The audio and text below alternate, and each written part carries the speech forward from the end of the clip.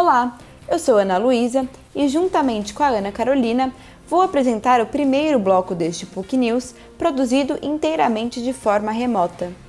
Desde março deste ano, a PUC São Paulo está fechada por conta da pandemia do novo coronavírus, mas nem por isso deixamos de produzir academicamente. Gravações, edições, roteirização e apresentação foram realizadas à distância, um verdadeiro desafio. O segundo bloco do telejornal será apresentado pelos nossos colegas de sala, Heloísa Lisboa e Dimitrios Blarros. Com teatros fechados, grupos encontram na internet o caminho para se aproximar do público, mesmo que seja de forma indireta. Músicos se adaptam à rotina imposta pela pandemia. Confira alternativas e agenda dos próximos eventos em São Paulo. Com o impacto do novo coronavírus na economia, muitos estão buscando meios de gerar renda e driblar a crise.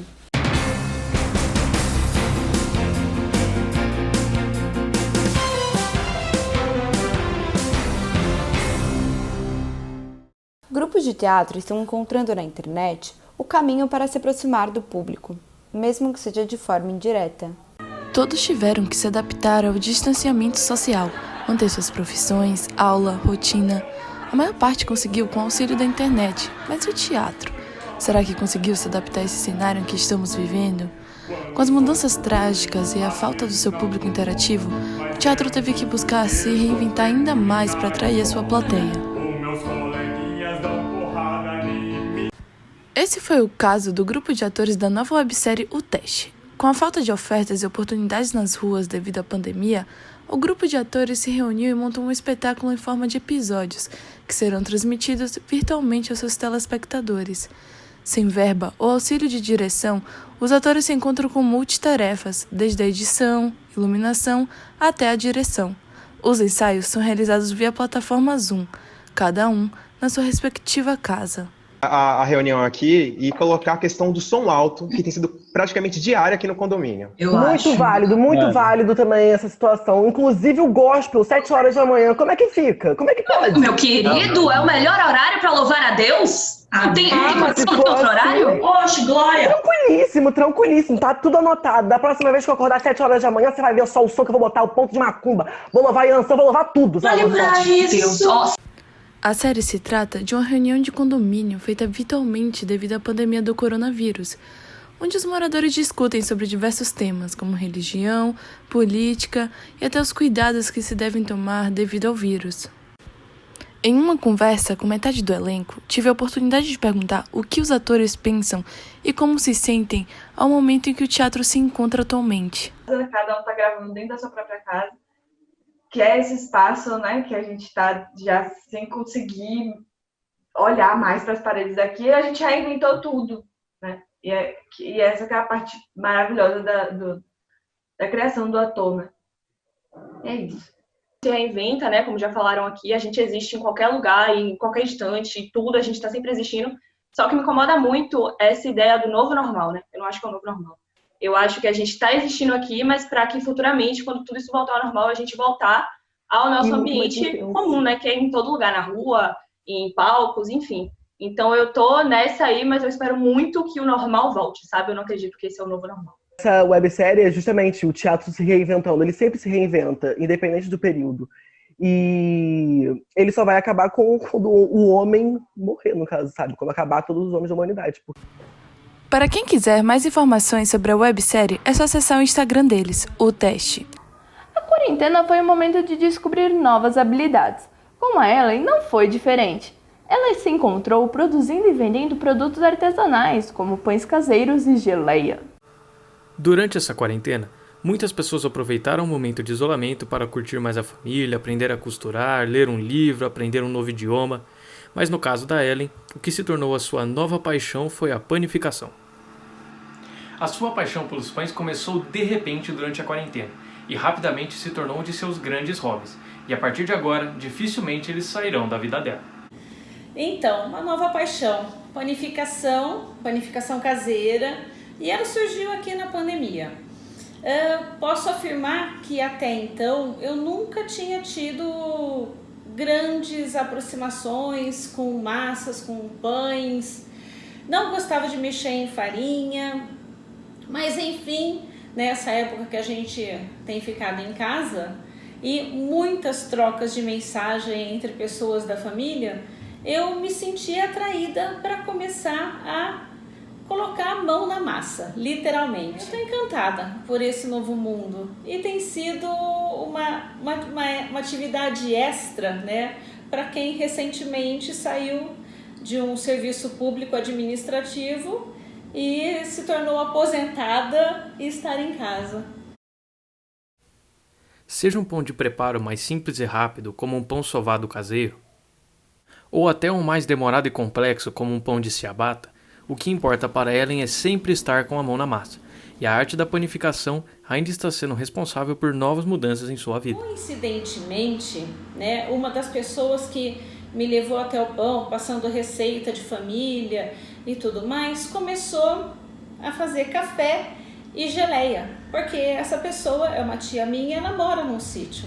Então ela está aproveitando o que o sítio tem para poder, né, dali trazer os seus produtos pro mercado, para a cidade.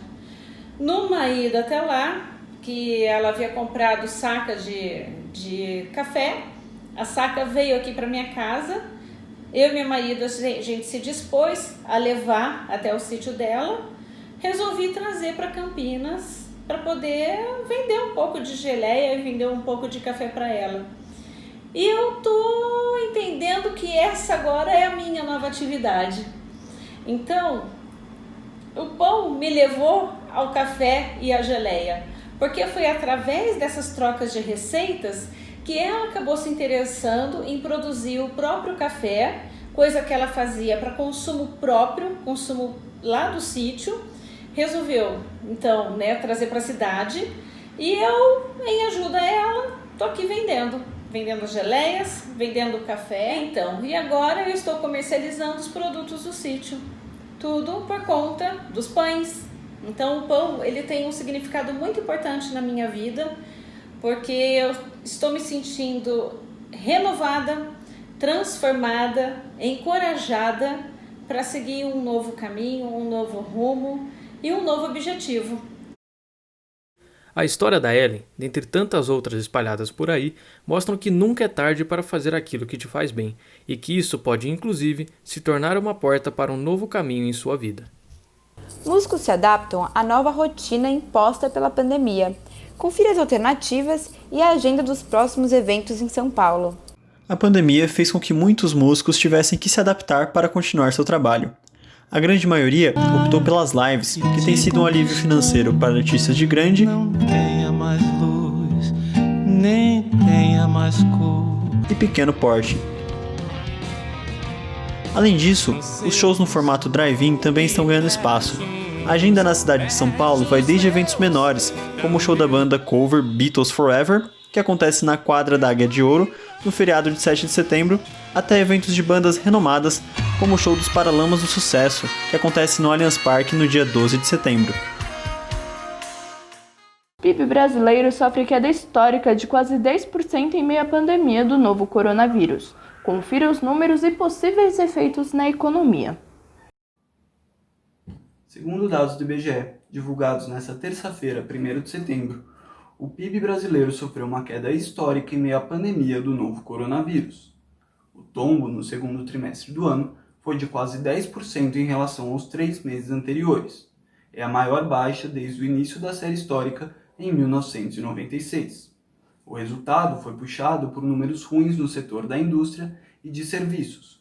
O consumo das famílias e os investimentos também foram fortemente impactados pela pandemia. O impacto só não foi maior por causa do pagamento do auxílio emergencial. O governo renovou o benefício até dezembro desse ano, mas reduziu o valor pela metade. Agora, ao invés de R$ 600, os trabalhadores informais e autônomos receberão R$ 300 por mês. Estaremos acompanhando os efeitos da queda e as perspectivas de retomada. Nesse novo normal, o trabalho de muitas pessoas precisou se adaptar ao home office. Confira agora algumas das alternativas que os fotógrafos encontraram. Grande parte dos profissionais autônomos foi prejudicada com a pandemia devido à impossibilidade de trabalhar. Fotógrafos se incluem nisso, mas encontraram uma forma de continuar trabalhando mesmo sem sair de casa. O ensaio online via chamada de vídeo tomou conta das redes sociais durante o isolamento. O resultado e o processo são bem diferentes dos ensaios feitos pessoalmente, mas essa demonstrou ser uma ótima alternativa para profissionais da área que precisam ganhar dinheiro nesse momento. Nem todo grande negócio está sofrendo o impacto da pandemia. Pequenos e microempreendedores, no entanto, têm sido atingidos indistintamente. É assim que mais de 700 mil empresas estão, de portas fechadas. Os dados foram divulgados pelo IBGE, como parte da pesquisa Pulso Empresa. 716.400 empresas fecharam as portas em definitivo na pandemia até a primeira quinzena de junho, segundo o IBGE. Não foi o caso de José, que conseguiu passar pela crise relativamente intacto. Teve aquele período de adaptação, né, que como toda situação é normal, a gente houve assim alguma troca, a gente, por exemplo, trocamos açougueiro, mas aí colocamos outra pessoa no lugar, trocamos o funcionário da padaria, mas o quadro permaneceu o mesmo, então assim, não houve nenhuma redução de funcionário nesse período.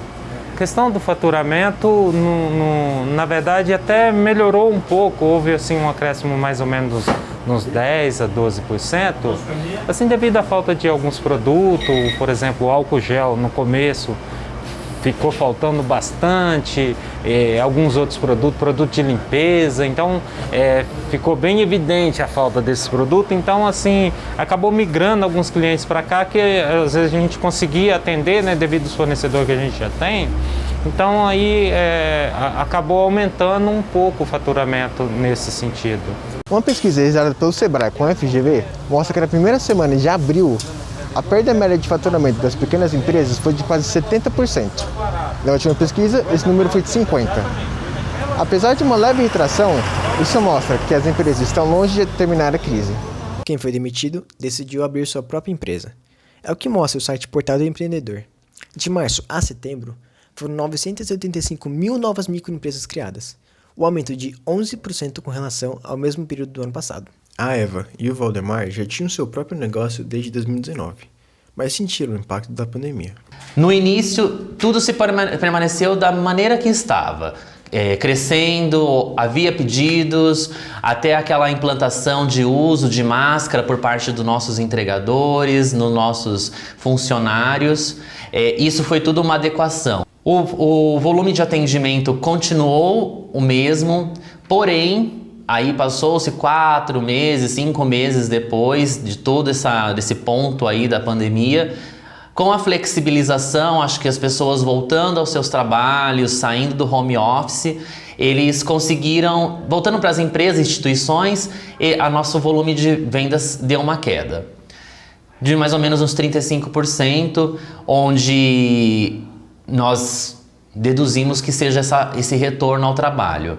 E agora mesmo a gente está mapeando novamente para se certificar que foi isso, para que a gente possa recuperar esses 35%, mas que seja 10% desses 35% já está num volume ótimo para a gente. Mesmo com todas as dúvidas, eles afirmam, querem se expandir. Em 2021 a gente pretende sim, no máximo ali pós-carnaval, que por mais que talvez não tenha o carnaval, mas a data vai estar lá, mas pós essa data aí a gente já pretende já engatinhar para isso. Histórias como essas continuaram a existir, mesmo depois do fim da pandemia. O setor de academias foi um dos mais afetados durante a crise do novo coronavírus. Veja as mudanças que ocorreram durante os meses nessa área. A pandemia chegou e mudou a vida de muita gente. Você já se perguntou como vem sendo a vida das pessoas que frequentavam a academia? Será que elas ainda frequentam? Bom, então, a minha vida, né, com a pandemia na questão do treinamento, ela bem no começo me prejudicou bastante, né, sendo que realmente estava bastante restrito. Hoje em dia já está normalizado, né? Hoje em dia já tem bastante gente treinando, eu já voltei aos treinos, já voltei à dieta, né? E hoje em dia está bem mais tranquilo, mas os 3 primeiros meses foi bem complicado, né? A gente acabou se atrasando bastante, mas hoje em dia já está normal já.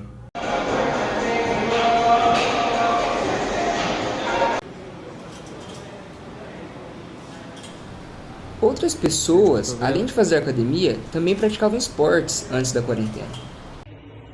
Bom, antes da pandemia eu jogava tênis e também eu ia para academia umas 4 vezes por semana. Daí com a pandemia eu tive que me adaptar para fazer algum exercício, porque os clubes fecharam e a academia também fechou. Daí então eu comecei a correr e andar de bicicleta. Eu corria durante a semana e andava de bicicleta aos finais de semana. E agora com a normalização das coisas, as atividades estão voltando aos poucos e daí eu pude voltar para a academia e voltei a jogar tênis também. Os alunos sofreram durante essa quarentena, mas e os profissionais da área? Como vem lidando com essa situação? O que vem fazendo de novo? Dia 9 de março começou a pandemia e o decreto vetou, né, qualquer atividade física, qualquer empresa a trabalhar. E nisso aqui eu e meus colaboradores resolvemos ver algum meio dos alunos não ficar parado, né? Organizamos aulas online, onde a gente gravava o vídeo, passava o papel do que era para fazer para eles e eles executavam, mandavam um vídeo para nós para confirmar que estava treinando, né? Agora já estamos voltando mais, já estamos mais tranquilos quanto a higienização do lugar, com a preocupação, né, devido à pandemia, e a gente está deixando tudo nos conformes do decreto para poder estar atendendo. Autoridades são surpreendidas com praias e estradas lotadas no final de semana prolongado. Mesmo em pandemia, o feriado de 7 de setembro movimentou bastante as estradas para o litoral do estado de São Paulo. Mais de 200 mil veículos desceram para a praia. O fluxo deste ano supera o número do ano passado no mesmo período. Na Baixada Santista, houve registros e queixas de aglomerações nas praias e falta do uso de máscara de proteção, o que certamente preocupou as autoridades. Então, para evitar a lotação das praias, ao menos 400 policiais foram direcionados à região. Apesar da desaceleração das mortes devido ao coronavírus no Brasil, o país está longe do ideal e a recomendação ainda é de evitar aglomeração e sair apenas quando necessário. Diretamente de Campinas, o repórter Felipe Saochuk traz informações dos 2 times de futebol da cidade. Falo diretamente de Campinas, no interior de São Paulo, para passar um pouco das informações das 2 equipes da cidade, tanto de Guarani quanto de Ponte Preta. E na última rodada que se passou do Campeonato Brasileiro da Série B, a equipe do Guarani empatou em casa em 0-0 contra a equipe do Brasil de Pelotas. Um jogo em que o Guarani foi melhor, demonstra uma certa evolução com seu novo comandante Ricardo Catalá, mas mais uma vez sofreu com as finalizações e não conseguiu tirar o 0 do placar. Atualmente o Bugre ocupa a 15ª colocação no campeonato e busca sua reabilitação jogando contra o Confiança na próxima sexta-feira lá em Sergipe. Falando um pouco sobre o lado alvinegro da cidade de Campinas, a Ponte Preta vem fazendo uma grande Série B até aqui. Atualmente ocupa a 2ª colocação no campeonato, atrás apenas do Paraná, e na última rodada bateu o Avaí por 1-0 jogando no estádio da Ressacada, lá em Santa Catarina. O treinador João Brigatti tem feito um trabalho muito consistente, e o grande destaque da equipe tem sido o camisa 10 João Paulo. Mas agora, a equipe ponte pretana foca suas ações para o duelo contra o América Mineiro pela 4ª fase da Copa do Brasil nesta quarta-feira, às 7 horas no estádio Moisés Lucarelli.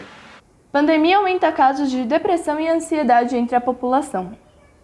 Nessa quarentena, a saúde mental é uma das partes mais afetadas de nossa sociedade. Por isso, conversei com psicólogos para saber como está a situação dos pacientes e o atendimento via online e seu funcionamento.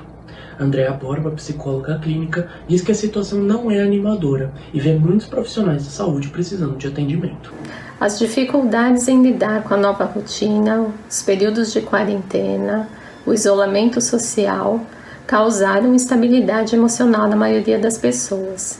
Sob o viés da saúde mental, houve uma maior demanda pela procura de atendimentos. Dentre as pessoas que procuram mais os atendimentos, além da população geral, também estão os profissionais da área da saúde, da linha de frente, que são os médicos e os enfermeiros. Já Luzenir Galvão, psicóloga formada, diz que apesar da situação adversa, principalmente financeira, a procura tem aumentado, principalmente por parte das pessoas que têm medo de pegar o novo Covid-19. A procura tem sido grande, apesar da crise econômica. As pessoas estão com muitas dificuldades financeiras, muita gente perdeu emprego, perdeu convênio. mas a causa maior de procura é ansiedade, depressão, crise de pânico, medo da própria doença. Eu tenho clientes que estão com a doença nesse momento. A grande maioria não foi internado, mas um outro foi, o marido foi, ou o avô foi. Isso gera muita incerteza, muita ansiedade, muita preocupação, muito medo. Por fim, Isabelle Santos, estudante de psicologia pela Universidade Municipal de São Caetano do Sul e que tem a mãe psicóloga, contou sobre como está sendo o ensino à distância, a busca por estágios e as palestras sobre o novo Covid-19. Os 2 primeiros meses eu fui presencial para a faculdade, logo depois já foi decretada a quarentena, a gente teve que ficar em casa e se reinventar na questão de estudo.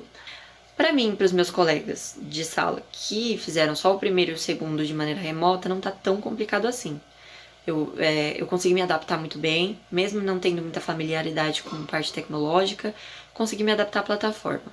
Durante o primeiro semestre e o segundo inteiros, por enquanto, né, estão tendo muitas palestras a respeito do assunto e como vai ser depois, como nós, profissionais de psicologia, vamos ter que lidar com o emocional alheio de quem sofreu isso na pele, o luto das pessoas que perderam entes queridos nessa pandemia pelo coronavírus, que é completamente diferente de como era a elaboração do luto antes de acontecer tudo isso. Hoje, se alguém falecer de corona, não pode existir um velório com muitas pessoas, então tem que restringir quem da família vai, e isso é muito doloroso. Você não consegue ver a pessoa, tocar na pessoa, enfim. Tem todo aquele cuidado, é extremamente frio. Os profissionais de saúde estão ralando ultimamente por causa de tudo isso que vem acontecendo no mundo. A gente está tendo várias questões, assim, uma demanda enorme de situações para lidar. Após o baque inicial provocado pela quarentena, livrarias retomam crescimento de vendas online. E foi assim, no estalar de dedos, que tudo mudou. Não estamos falando de Vingadores ou qualquer referência pop. Mas sim dos hábitos de leitura na pandemia. Na virada de março para maio, o setor registrou quedas de quase 50% nas vendas de livros por conta do início da quarentena. A solução que as lojas encontraram? Vendas online.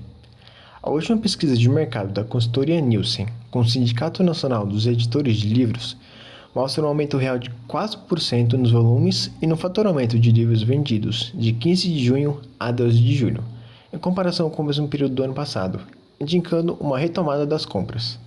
A pergunta que fica é: quanto tempo irá demorar para os livros voltarem às prateleiras? Em Maringá, no Paraná, a população está respeitando o afastamento social e evitando aglomerações em áreas públicas. Assim como os demais brasileiros, os maringaenses demonstram certa dificuldade em deixar de frequentar espaços públicos. Porém, no caso dos parques e outras áreas verdes da cidade, a situação vem sendo bem diferente. Parece que as recomendações dos profissionais da saúde tiveram efeito. Ao passar por tais locais, é possível perceber uma realidade bem diferente daquela de 5 ou 6 meses atrás, onde a aglomeração era intensa. Isso é importante, pois, além de não transmitir o vírus, ajuda a tranquilizar toda a população. Com o impacto do novo coronavírus na economia, muitos estão buscando meios de gerar renda e driblar a crise. A crise do coronavírus virou de cabeça para baixo o mercado de trabalho no Brasil. De acordo com dados do IBGE, 12 milhões de pessoas estão desempregadas no país, levando angústia e desespero para muitos brasileiros. No entanto, com as contas acumulando e a necessidade de prover o sustento da família, muitos desses desempregados estão buscando meios alternativos de gerar renda e driblar a crise.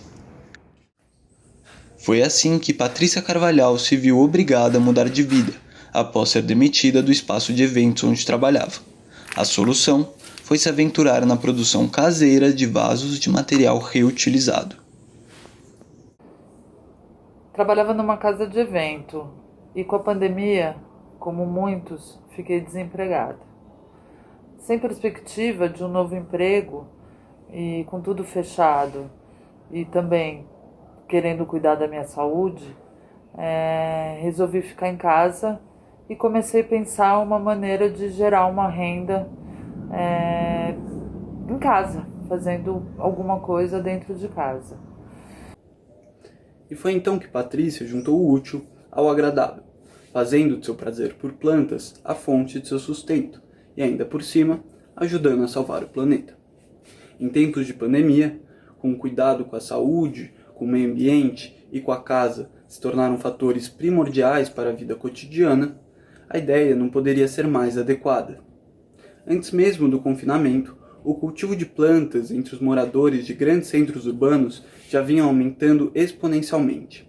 Agora, com as pessoas passando mais tempos em suas casas, essa onda verde ganhou ainda mais força. E com isso, então, eu gostaria que as pessoas olhassem com carinho para essas pessoas que estão tentando se reinventar de alguma maneira nesses tempos tão difíceis, onde a gente está tão sem perspectiva, que a gente possa ter alguma luz no fim do túnel e para gerar uma forma de se sustentar no meio dessa loucura toda.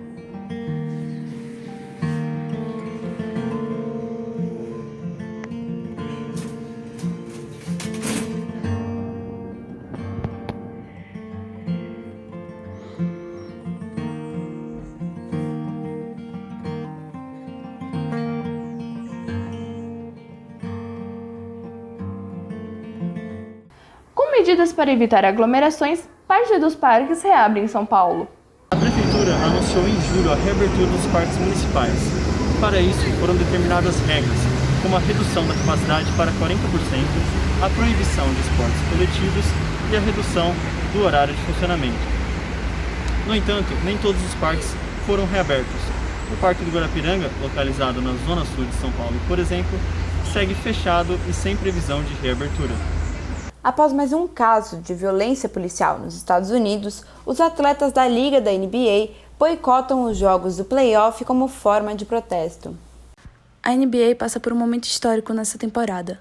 Após a retomada dos playoffs no fim de julho, na sede da Disney World, os jogadores fizeram questão de retornar suas atividades fortalecendo o movimento Black Lives Matter, que começou após a trágica morte do americano George Floyd. Entretanto, no dia 23 de agosto ocorreu um novo caso de abuso policial nos Estados Unidos. Jacob Blake levou 7 tiros em uma operação policial e agora se encontra internado com risco de ficar paraplégico. Esse caso trouxe mais revolta, especialmente dos jogadores da NBA que fizeram boicote aos jogos do playoff como manifestação ao racismo estrutural do país. Houveram diversas manifestações dos jogadores. A estrela da liga, LeBron James, fez a seguinte declaração. Francamente, está terrível em nossa comunidade. As pessoas se cansam de me ouvir dizer isso. Mas como negros nos Estados Unidos, estamos com medo. Homem negro, mulher negra, criança negra, estamos aterrorizados. Cristiano Ronaldo lidera a seleção e quebra mais um recorde. Portugal vence a Suécia com tranquilidade. Boa noite. No dia de hoje, a seleção de Portugal venceu a seleção da Suécia por 2-0 em partida válida pela UEFA Nations League. Os 2 gols foram marcados pelo atacante Cristiano Ronaldo, que usa a camisa 7. O Cristiano Ronaldo acaba de chegar ao seu 100º gol pela seleção de Portugal. O atacante ainda fez mais um gol, sacramentando a vitória portuguesa. Veja como anda a saúde mental das pessoas que ainda estão cumprindo a quarentena. Segundo o documento publicado pelas Nações Unidas, a pandemia causada pelo Covid-19 ressaltou como o investimento na saúde, especificamente na área voltada para a psicologia, deve ser ampliado. A estudante do ensino fundamental, Débora Valieri, e a estudante de medicina veterinária, Giovanna Meloni, demonstram um pouco de suas angústias nesse período.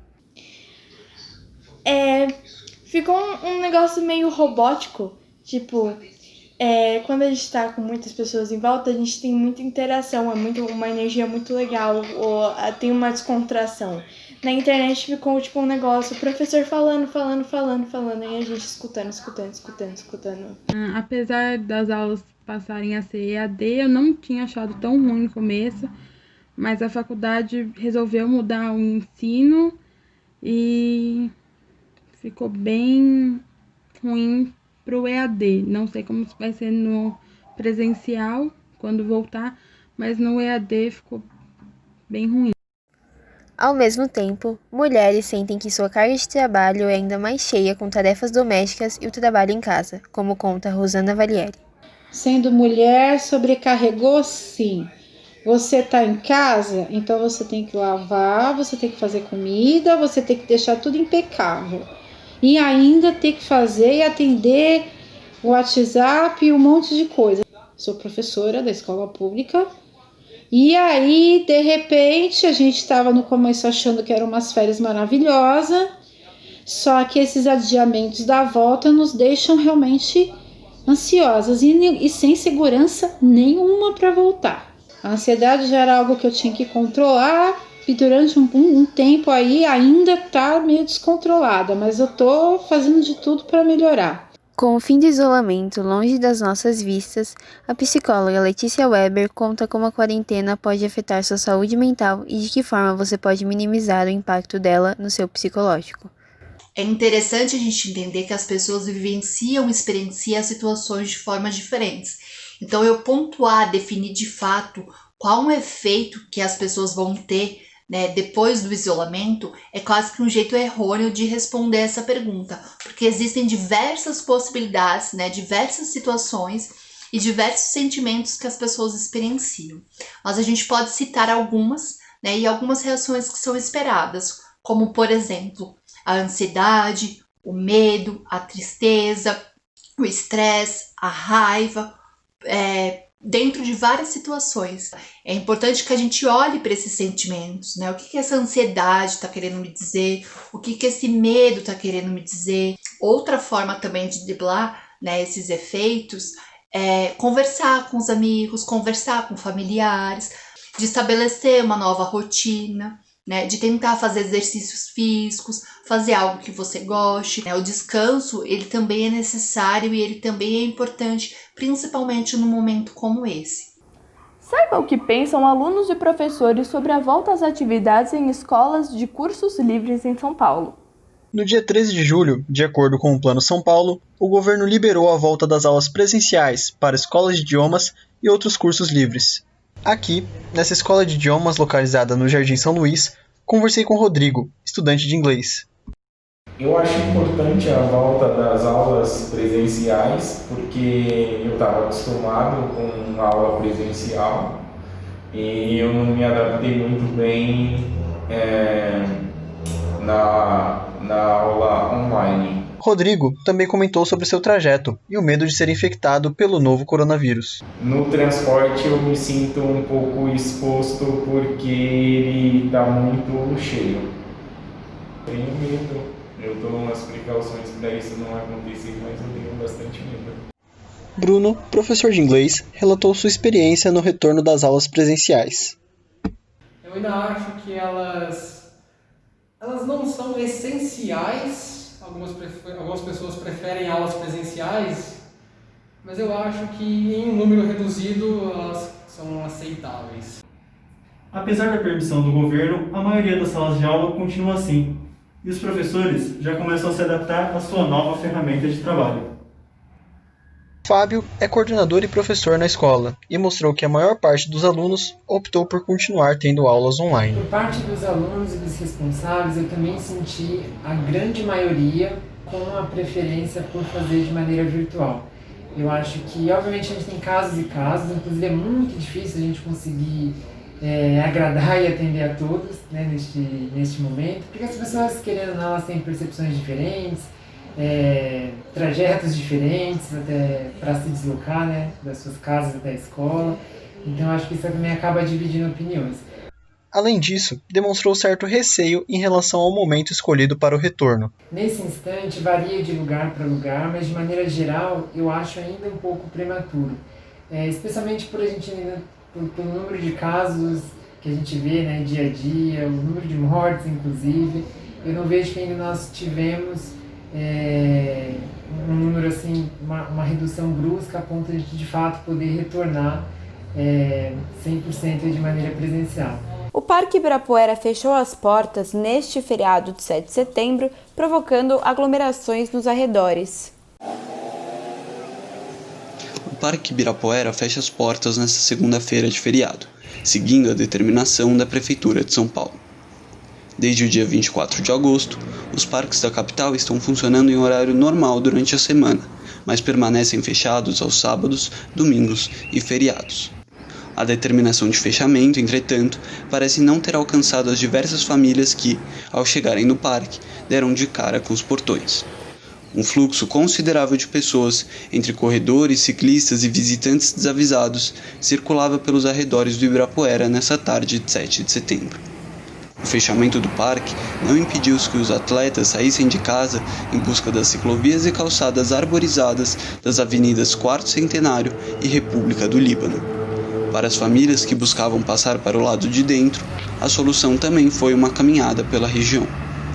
No fim, a decisão de fechamento do parque para evitar aglomerações acabou promovendo um tumulto ainda maior de transeuntes, cabendo à Prefeitura repensar as medidas em relação ao funcionamento dos parques municipais.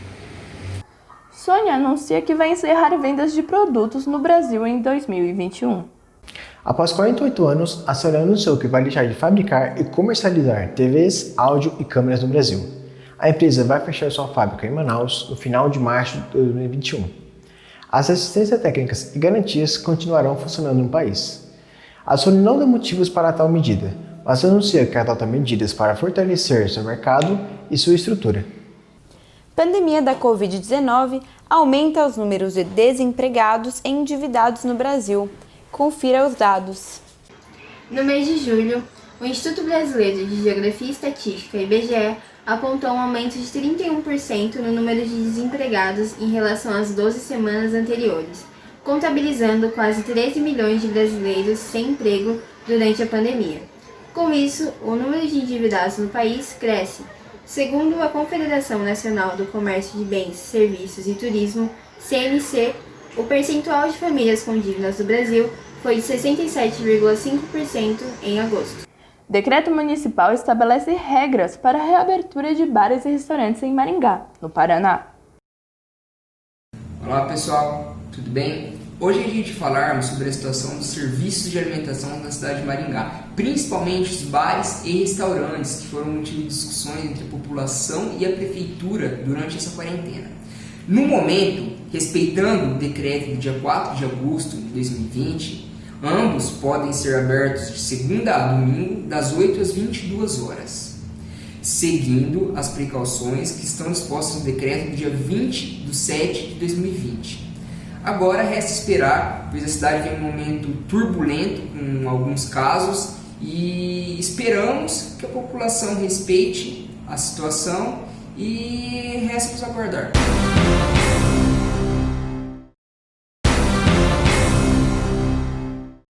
Olá, eu sou Heloísa Lisboa e juntamente com Dimitrios Vlaros vou apresentar o segundo bloco desse PUC News, produzido inteiramente de forma remota.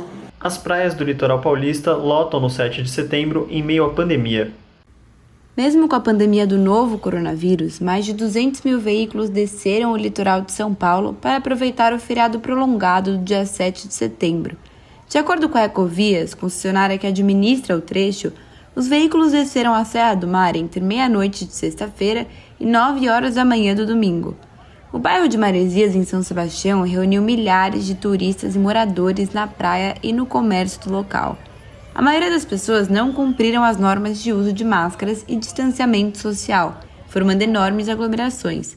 Houve a reabertura de pousadas, hotéis e restaurantes. A lotação foi tão intensa que superou os números de 2019. A Polícia Rodoviária diz que já esperava um movimento intenso nas estradas devido ao feriado, mas superou o número estimado. Setor cinematográfico sofre em 2020 com o afastamento do público dos cinemas. No entanto, algumas produtoras conseguiram contornar a crise. O fechamento das salas de cinema como medida de controle da Covid-19 fez com que o cronograma de lançamentos para 2020 precisasse ser repensado. A grande maioria dos filmes tiveram suas datas de estreias adiadas, na expectativa de uma reabertura no segundo semestre. Outras produções tiveram soluções mais criativas, como em This Is the Year, filme produzido por Selena Gomez, que ganhou uma premiere online dia 28 de agosto, e os lucros com os ingressos foram revertidos para ONGs de apoio a pessoas em vulnerabilidade durante a pandemia. Já a Disney aproveitou sua própria plataforma de streamings para lançar em 4 de setembro o live action de Mulan, em países que os cinemas continuam fechados. Infelizmente, o Disney Plus ainda não chegou no Brasil, e aqui o filme continua sem previsão de estreia. Após anos em condições precárias e risco de desabamento, Ponte dos Barreiros reabre após reformas em São Vicente. Depois de anos, a população vicentina finalmente tem o que comemorar. No dia 1º de julho, o Tribunal de Justiça de São Paulo autorizou a reabertura da Ponte dos Barreiros, importante via de acesso que liga a área continental e insular da cidade de São Vicente.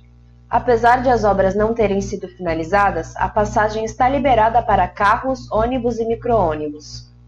Foi benéfico, né? Porque acabou diminuindo aquele gargalo no trânsito de pessoas, né? A gente via assim, pessoas idosas com muita dificuldade se arrastando debaixo de chuva ou de sol quente para poder passar pela ponte. No caso, você vê também pessoas cadeirantes, né? Portadores de necessidades especiais, tendo que transitar pela ponte debaixo de chuva, debaixo de sol. Chuva, sol, que tanto faz, como tá chovendo, como tava sol. A Ponte dos Barreiros, há anos em condições precárias, foi interditada pelo Ministério Público por risco de desabamento com base em um laudo emitido pelo Instituto de Pesquisas Tecnológicas, que classificou a condição estrutural da ponte como crítica. A partir de uma iniciativa da deputada Rosana Vale, do PSB, em conjunto com o prefeito Pedro Gouveia, o município conseguiu a liberação da verba de 58 bilhões por parte do governo federal para a reforma da ponte. Antes da reforma ser iniciada, entretanto, houve um longo período de negociações, ao passo que o governador João Dória alegava ser da prefeitura municipal a responsabilidade pela reforma, enquanto a prefeitura exigia do governo estadual uma solução imediata para o caso. Aí descia na ponte, atravessava a ponte 600 metros, aí vinha a pé, pegava outro ônibus para ir para o trabalho. Aí quando vinha para casa, a mesma coisa. Você pegava o ônibus, descia na ponte e lá depois andava a pé, atravessava para o outro lado a pé, aí você pegava outro ônibus para você vir para casa. Diariamente, 150 mil pessoas atravessavam um percurso de 600 metros a pé, causando aglomerações em plena pandemia. A Prefeitura de Praia Grande, em iniciativa com a Prefeitura de São Vicente, para ajudar na travessia da população, cedeu veículos conhecidos como carrosselas, utilizados em passeios turísticos na orla da cidade. Não dava para me pegar aqueles carrinhos porque era fila, eu atravessava mais depressa que aqueles carrinhos. O fluxo de pessoas é muito alto, né? Então acaba não atendendo a demanda. A problemática impactou não somente os usuários que atravessavam a ponte a pé, mas também os moradores com veículos, obrigados a se locomover por um trajeto alternativo através da rodovia Padre Manuel da Nóbrega. Para se chegar do centro de São Vicente à principal avenida do bairro, na área continental, os usuários tinham que percorrer, no mínimo, 16 quilômetros. Esta mudança onerou ainda mais o orçamento das famílias, já que os gastos com gasolina e etanol aumentaram. Um custo aí mais ou menos de 600 a 800 reais só de gasolina, sem contar a manutenção do carro, né? Já é difícil nos tempos normais, ainda mais nessa época de pandemia. Após paralisação, vacina desenvolvida pela Universidade de Oxford retoma testes no Brasil. A vacina AZD1222 contra a Covid-19, que está sendo desenvolvida pela Universidade de Oxford em parceria com a farmacêutica AstraZeneca, retomará os testes com humanos no Brasil. A mesma tinha interrompido os estudos devido a um voluntário do Reino Unido ter apresentado reações. A Anvisa, Agência Nacional de Vigilância Sanitária, autorizou a retomada dos testes para esta segunda-feira, dia 14. A vacina, que contém uma versão benigna do vírus da gripe e tem como objetivo fazer com que o sistema imunológico combata o vírus, já se encontra na terceira fase de pesquisas. Cinemateca Brasileira demite os seus 52 funcionários após entregar as chaves para o governo federal. 52 funcionários da Cinemateca Brasileira foram demitidos pela Associação Comunicação Educativa Roquete Pinto, a SERP, que entregou as chaves da instituição para a Secretaria Especial de Cultura do Governo Federal na sexta-feira do dia 7 de agosto. A entidade informou que na quinta-feira do dia 13, que não tem como manter e pagar o corpo técnico, que é altamente especializado. A direção da Serp explica que a medida se deve à grave crise financeira que enfrenta e acrescenta que a Justiça negou o pedido que fez para que o governo pagasse os 14 milhões prometidos anteriormente para o orçamento da Cinemateca em 2020. As medidas de isolamento social exigiram uma adaptação das instituições de ensino, incluindo as escolas de música. Confira como se deu esse ajuste. Por conta da pandemia do novo coronavírus, muitos brasileiros tiveram que adequar suas rotinas à nova realidade. Trabalhos presenciais passaram a ser adaptados para a modalidade home office e muitas instituições de ensino adotaram as aulas remotas. Se essa adaptação já é difícil e incomum para professores de escolas e do ensino superior, os professores de música têm um desafio ainda maior: aliar o ensino do conteúdo teórico e o acompanhamento prático do instrumento, mesmo estando longe dos alunos. Na minha experiência como professor, eu cheguei a usar o Skype e dispositivos similares, né? E não tive uma experiência muito boa, porque numa aula de instrumento, numa aula de música, você precisa de uma interação, você precisa de dinâmica. E por melhor que seja a sua internet, seu aparelho, você vai ter um atraso no áudio, no vídeo. E isso nunca me deixou satisfeito nas aulas. No começo foi complicado, porque eu não estava com o professor, então era meio difícil. Mas com o tempo, né, foi mais de 5 meses, se acostumando, ficou muito mais fácil. Eu fui pegando ritmo para fazer as atividades e tudo mais. Nesse período de pandemia, onde somos bombardeados com notícias desastrosas todos os dias, aprender um instrumento tem se mostrado uma ferramenta importante para se desligar um pouco da realidade. E além de servir como uma distração, o estudo da música é comprovadamente bom para o cérebro e pode desenvolver diferentes habilidades no ser humano. Uma pesquisa realizada pela Unifesp, por exemplo, revelou que o ensino de música eleva o desempenho escolar de crianças e adolescentes, além de melhorar habilidades de leitura. Os alunos que eram mais relapsos continuaram sendo mais relapsos. Os alunos mais dedicados continuaram sendo dedicados, outros evoluíram mais ainda. Não sei atribuir a quê. Se foi o tempo livre, a pessoa passou a tocar mais violão, então a repetição desenvolveu mais, né, a inteligência motora da pessoa. E assim, de uma maneira geral, tem sido satisfatório. Eu acho válido sim o aprendizado de instrumento à distância, música, desde que o formato funcione bem para ambas as partes. Ainda bem, né, que deu pra se adaptar, porque sem isso eu ia ficar totalmente, mais estressada do que eu já tô, por causa de todas as notícias ruins e tudo que tá acontecendo no mundo e ainda não poder ver meus amigos. Sem esse momento que eu fico lá com o professor fazendo o que eu gosto, ia ser muito pior pra conviver com a pandemia. Em São Paulo, enterros têm aumento assustador no primeiro semestre. Acompanhe. No primeiro semestre de 2020, o número de enterros em São Paulo teve uma alta de 40% a mais do que o mesmo período do ano passado. Segundo a Prefeitura, foram realizados 46.480 sepultamentos só nos primeiros 6 meses do ano. Muitos cemitérios ficaram sobrecarregados e sem as estruturas adequadas. Trabalhadores dos serviços funerários reclamam de más condições de trabalho, falta de equipamentos de segurança e até julho deste ano, 4 agentes de cemitérios municipais morreram devido ao coronavírus.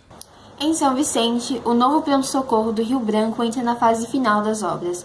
Moradores da área continental serão beneficiados com a obra.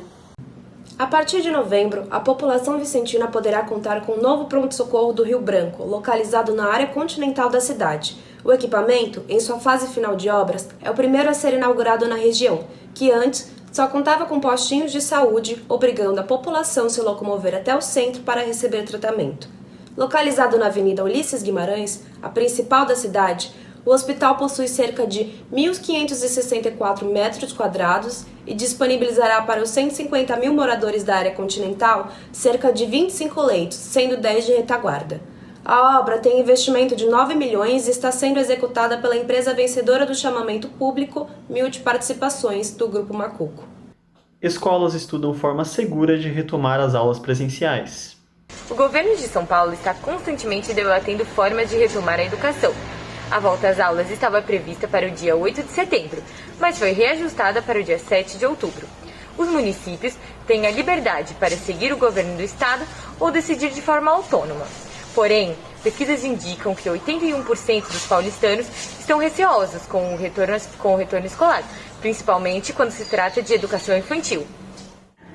Estamos aqui com a pedagoga e profissional de educação física que atualmente trabalha com educação infantil, Judite Nati.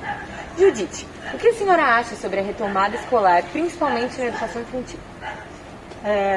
Nesse momento, eu não acho prudente essa retomada, porque aqui, onde nós trabalhamos com crianças muito pequenas, desde o berçário 1 até o maternal 2, o contato físico é constante e vai ser muito difícil a utilização nas crianças dos materiais de proteção. E, na sua opinião, qual será o maior desafio dessa retomada? A maior dificuldade que vocês terão para ficar seguros mesmo? Eu acho que primeiro é toda uma logística, né? Porque essas crianças, tem muitas que usam fralda, esse contato físico, tanto com as agentes como com os professores. São crianças que nós trabalhamos muito a parte da afetividade, é o colinho, é o abraço, é o beijo. Vai ser muito difícil conseguirmos trabalhar com essas crianças e mantermos o distanciamento social que é necessário. Além de não termos nenhuma medicação, nenhuma vacina ainda totalmente eficaz. Acredito que vai ser muito difícil, até para o próprio município, conseguir adquirir todas as EPIs e até a readaptação das crianças, porque elas estiveram só até março na escola. Então, elas ficaram muito distantes. Vai ser como se elas estivessem reiniciando novamente o ano. E o que acontece nessa readaptação? É o choro e é preciso do colo. Então, acredito que vai ser muito difícil. Muito obrigada pela sua atenção. De nada. Novo imposto sobre livros proposto por Paulo Guedes causa revolta nas redes sociais. Veja detalhes da proposta. Uma reforma tributária pretendida pelo governo pode tornar os livros mais caros. A nova contribuição social sobre operações de bens e serviços, a CBS, vai substituir as contribuições para o financiamento da Seguridade Social, COFINS, e para programas de integração social e de formação do patrimônio do servidor público. Essa mudança acaba com a isenção e taxa o livro em 12%. Hoje, o mercado de livro é protegido pela Constituição de pagar impostos. Nas redes sociais, a hashtag Defenda o Livro foi amplamente divulgada por uma parcela da população que entende essa como mais uma ação do governo para sucatear a cultura e a educação no país. Trabalhadores dos Correios seguem em greve contra a privatização. Confira como está a situação. Chegou há 4 semanas o tempo de paralisação dos trabalhadores dos Correios em São Paulo. A categoria está em greve desde 17 de agosto, com o objetivo de reverter a exclusão de cláusulas trabalhistas e denunciar as ameaças do governo Jair Bolsonaro de privatizar a empresa. Por meio de comunicado, a Empresa Brasileira de Correios e Telégrafos, a ECT, disse que planeja garantir a prestação de serviços à população, podendo até realocar empregados de áreas administrativas ou efetuar a contratação de trabalhadores temporários. Ensino à distância impõe adaptações para alunos e professores. Diferença entre escolas privadas e públicas tem proporções distintas. A educação passou por mudanças drásticas com a pandemia do novo coronavírus. Hoje, é comum vermos escolas vazias, fechadas ou só com os funcionários.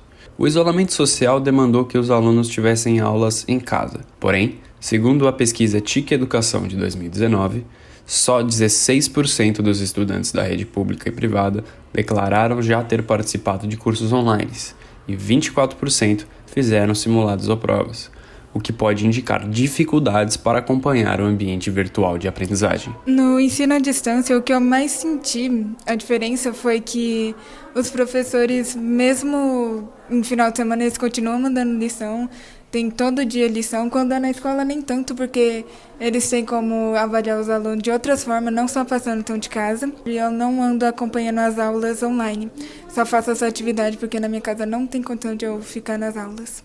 Uns 10% dos alunos, eles conseguiram evoluir, tá? 90% não consegue.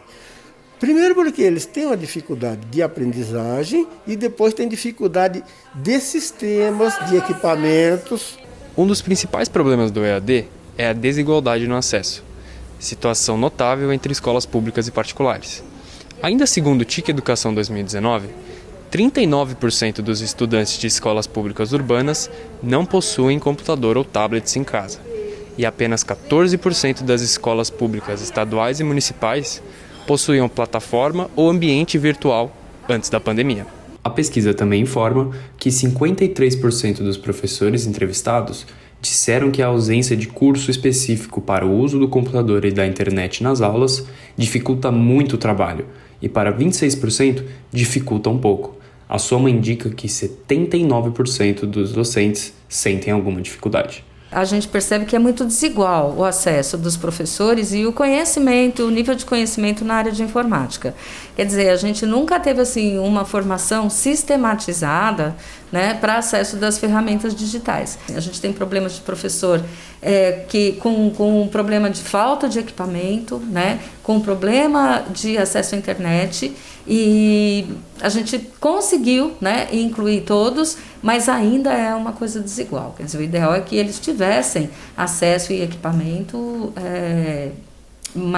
mais acessível. Já os alunos, a gente está nessa luta desde final de abril, quando retornaram às aulas, né, para acesso e inclusão digital. A gente não conseguiu incluir todos os alunos. A gente tem alunos que não têm celular, a gente tem alunos que não têm internet, a gente tem alunos que perderam a possibilidade de pagar um pacote de internet por conta da própria pandemia, do desemprego. Então é muito desigual também. Desde outubro do ano passado, as obras do restauro do Museu do Ipiranga entraram em ritmo acelerado. Veja o que já está pronto. Faltando 2 anos para o prazo de reabertura do Museu Paulista, as obras de restauração já concluíram 25% do projeto inicial. No momento, o foco está na reforma do telhado, que futuramente será um mirante para o parque e jardins do entorno. Até agora, a revitalização do famoso quadro de Pedro Américo é uma das poucas partes concluídas. Em breve, com a inauguração do Observatório das Obras, o público poderá saber mais sobre o andamento da restauração e até mesmo como o museu deve ficar, sem nem sair do parque. O número de adoções de animais cresce durante o isolamento. A adoção de animais aumentou pelo mundo todo durante o isolamento social. Apenas no Brasil, foi registrado um aumento de mais de 50% na procura dos peludos. A solidão das pessoas durante esta pandemia impulsionou muitos cidadãos a adotarem pets. Mas as ONGs de proteção animal alertam que a adoção deve ser responsável e o adotante deve levar em consideração a sua vida pós-pandemia e como um bichinho irá se encaixar nela para evitar futuros abandonos. A adaptação ao ensino à distância tem colocado as universidades em uma posição de fragilidade. Alunos reivindicam melhorias. Desde o dia 24 de março, quando o estado de São Paulo declarou quarentena, todas as instituições de ensino precisaram parar as atividades presenciais a fim de diminuir o contágio do novo coronavírus. Desde então, medidas para implementar o ensino à distância, EAD, foram tomadas e a adaptação forçada veio com dificuldades em universidades da capital paulista. Acho que nesse momento a gente vive algo diferente, né? Não é exatamente a implementação do EAD, mas é um ensino remoto mais emergencial, como muitos têm chamado, né? Tem muitos problemas que não cabe à USP resolver, porque ela não vai resolver todos os problemas da vida das pessoas. Então a gente viu problemas ligados a trabalho, a família, a saúde, que não tinham nem como ser resolvidos pela USP, que foram agravados nesse momento de pandemia. Acho que a USP ela focou muito na questão técnica, né? Principalmente alguns departamentos, porque ela deu muita autonomia para os departamentos, ficou até meio largado cada um à sua sorte, mas acho que focou muito na questão técnica, de distribuição de internet, distribuição de computadores, e mesmo essa foi um pouco insuficiente, porque não considerou todo o tempo de pesquisa, o tempo de realização dos trabalhos, somente o tempo de aula, e mesmo assim foi insuficiente no começo. Frente a uma pandemia, as universidades, principalmente as universidades privadas que possuem estudantes que pagam para estudar lá, precisam consultar sua comunidade acadêmica antes de tomar qualquer alternativa para dar continuidade ao semestre letivo. Mas não foi isso que aconteceu na PUC. E de início, a situação dos bolsistas foi completamente desconsiderada. E só depois de muita luta e muita pressão do movimento estudantil, que a PUC junto à Fundasp vem fornecendo empréstimos de equipamentos, redes de internet e até cestas básicas para os bolsistas que precisam de auxílio. Mas isso não é nenhum tipo de caridade, visto que a presença dos bolsistas na universidade proporciona várias isenções fiscais ao aderir programas como o ProUni, por exemplo. Muitas universidades ainda não têm previsão para o retorno das atividades, mas o MEC já estabeleceu as diretrizes de biossegurança para a volta às aulas. Manter as janelas e portas abertas quando for possível e medir as temperaturas das pessoas quando entram nas instituições são alguns dos protocolos recomendados. O MEC também estimula que as instituições elaborem protocolos próprios, mais adaptados às realidades de cada uma. Ainda para as aulas remotas, o MEC vai oferecer internet a estudantes de baixa renda matriculados em universidades federais e nas instituições da Rede Federal de Educação Profissional e Tecnológica do MEC. Segundo o levantamento, com 110 instituições federais de ensino, existem cerca de 906 mil estudantes em uma situação de vulnerabilidade socioeconômica, com renda familiar per capita de até um salário mínimo e meio. Grande parte desses alunos não tem acesso à rede de internet com capacidade de conexão para atividade como videoconferências. Em Santos, skatistas se aglomeram aumentando o risco de transmissão do novo coronavírus. A pista de skate da Praça Palmares, em Santos, tem ficado lotada nos últimos meses. Com as obras de revitalização paralisadas na outra única pista de skate da região, no emissário submarino, o espaço é o único disponível para os skatistas praticarem o esporte. Apesar das atividades ao ar livre serem liberadas pela prefeitura, a aglomeração e o fato de que poucos usam máscaras faz com que os riscos de exposição ao coronavírus sejam altos durante a prática. As obras no emissário submarino começaram no dia 6 de julho e tinham prazo de 180 dias para serem entregues, mas foram paralisadas 2 dias depois, após pedido do Ministério Público. Enquanto as obras permanecem paralisadas, o local continua cercado por tapumes e cerquites e os skatistas continuam se aglomerando na Praça Palmares. Mesmo sem consenso, academias reabrem com restrições em São Paulo. Confira critérios e situação dos locais. Inicialmente, as academias em São Paulo só reabririam quando o estado atingisse a fase verde do Plano São Paulo. Porém, João Dória antecipou o planejamento e determinou que os locais pudessem voltar a funcionar na fase amarela, uma antes da verde. Desde julho, mês em que houve o auge da pandemia, as academias voltaram, mas agora só com agendamento prévio ou com até 30% da capacidade máxima do local. Mesmo assim, médicos e especialistas estão cautelosos com a medida e afirmam que o melhor é treinar em casa. Falta de estrutura médica em Maresias, em São Sebastião, litoral norte de São Paulo, preocupa moradores. A Unidade Básica de Saúde do Distrito de Maresias, em São Sebastião, também fornece assistência médica para os moradores das praias vizinhas, como Paúba, Santiago e Toque-Toque Pequeno. Há anos, a unidade é alvo de reclamações devido à sua falta de estrutura e recursos no estabelecimento. Muitos moradores alegam estar insatisfeitos com o funcionamento do posto, principalmente no meio da pandemia do novo coronavírus, pois o acesso a atendimento está ainda mais limitado. O posto de saúde deixa muito a desejar, como infraestrutura, e já levei meus filhos para serem atendidos lá e não deu certo, tive que buscar o posto de Boiçucanga. E também na minha gravidez eu precisei de um auxílio médico aqui, mas eu sempre tinha que ir para Boiçucanga. E em casos mais graves mesmo, a gente tem que buscar a estrada e ir até São Sebastião, que é longe, demora uns 40 minutos, meia hora para chegar até lá. Maresia tem um posto de saúde, mas é mesmo que não ter. Porque quando a gente precisa, a gente vai lá, aí tem que ir cedo para atender mais rápido e acaba demorando do mesmo jeito. A gente chega às 5 horas da manhã para atender 7 da manhã. Aí não resolve, manda a gente para Boiçucanga. De Boiçucanga, manda a gente para São Sebastião. E São Sebastião não resolve, vai para São José. Então, é uma correria que se a pessoa estiver mesmo nas últimas, acaba morrendo no final, né, no caminho da estrada. A unidade funciona segunda-feira até sexta-feira, das 8 da manhã até as 5 horas da tarde. Não há plantonistas de urgência e tampouco assistência médica para os turistas que vêm aqui para Maresias. Muitos alegam a dificuldade para agendar consultas e a demora dos medicamentos. Os locais aqui de Maresias que necessitam de um atendimento mais eficiente, mais rápido, têm que recorrer a cidades vizinhas, como Boiçucanga, ou até mesmo locais mais distantes, como São Sebastião e São Paulo. Para você conseguir uma consulta, você demora um tempo para você conseguir uma vaga. E ainda é para você conseguir marcar. Quando você vai marcar, ainda é para esperar tipo 30 dias, 40 dias. O Programa de Saúde da Família, ele é abastecido em todo o Brasil, então estados e municípios, com medicações. Em cada posto de saúde tem uma farmácia e todas as medicações são gratuitas. Visto que Maresias é um local turístico do litoral paulista, é preocupante não haver nenhum pronto atendimento para os visitantes e principalmente para os moradores. Após 8 anos, o prefeito de São Sebastião deu continuidade na obra de um novo hospital em Boiçucanga e alega contemplar toda a região, ainda mais agora com a crise do novo coronavírus. Assim como os colégios e universidades, as escolas de dança também precisam se adaptar às aulas remotas. Mas nem todas as complicações foram as mesmas para todas as turmas.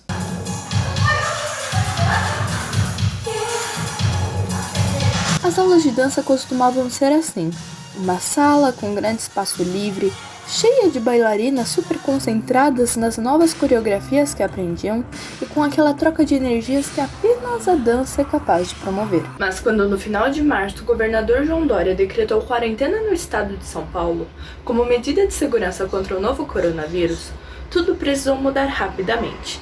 Num piscar de olhos, cada um estava preso no seu quadrado, tanto de casa como da videochamada. Foi bem complicado porque meu quarto ele é pequeno e acaba ficando apertado, então às vezes chuta os móveis, sem sentir falta, né, que a gente não tem mais esse contato, o professor tá ali te corrigindo na sua frente, também porque, né, na internet assim fica trocado, que é direita pro professor, pra gente parece esquerda, então assimilar os passos fica mais difícil. Se tá complicado para quem é jovem, imagina para uma turma de senhoras com mais de 60 anos. Adaptá-las a esse novo formato foi o desafio da professora Amires. A princípio eu comecei a fazer reuniões explicando o que era, se era possível, se elas topariam fazer, elas não tinham conhecimento nessas tecnologias. Comecei a trabalhar primeiro essa cabeça, aí sim eu comecei a trabalhar um espaço de um celular. A ideia que eu passei para elas, que eu passei desde o começo,